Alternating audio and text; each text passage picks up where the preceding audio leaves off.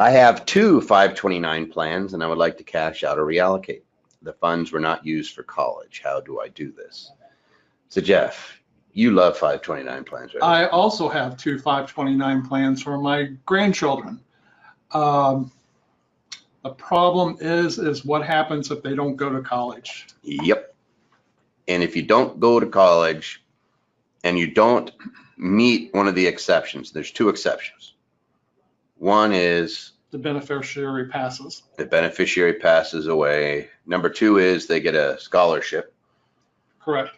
Three is I put it to somebody else.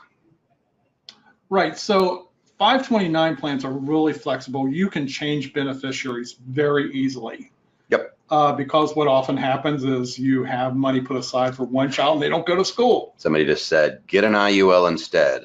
Israel, yes, that's exactly what I do, and that's what I would recommend to people. But now, one significant change to the 529 plans beginning in 18 is that it can now be used for high school and elementary education. yep, any education expense, even when they're in, educate.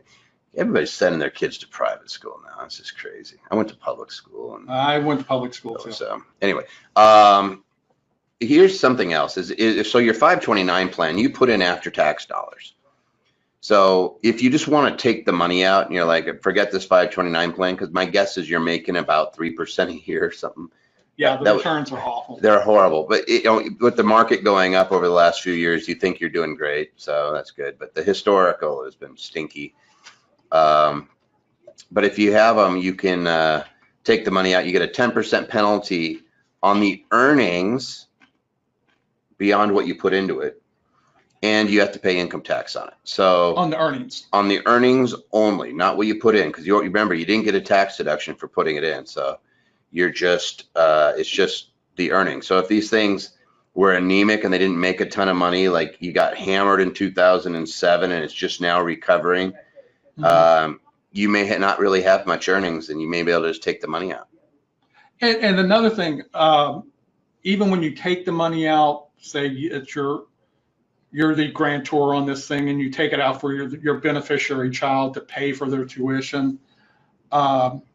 If you take it out yourself and pay it, you're probably going to end up with an IRS notice that you're going to have to explain that that it was paid directly to the school or paid indirectly to the school. Yep.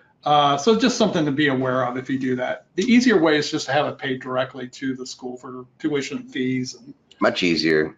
Here's a question. Somebody says, you can use it for trade schools too, right?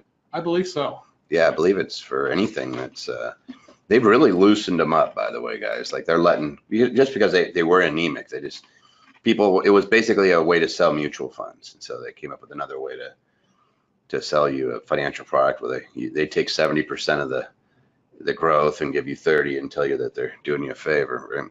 You can buy a computer with it if your kid needs one. Yeah, computers, all the laptop, all their books. The books are probably more than the tuition nowadays. Can't you just take out the principal only and leave the earnings in? No penalty, no taxes. That's kind of how the Roth works. I'm not sure if you can do it on. I'm not sure if you can do it on the 529 plan either. Alyssa, that's a good question. I'm not certain. And then somebody said uniforms. I believe so.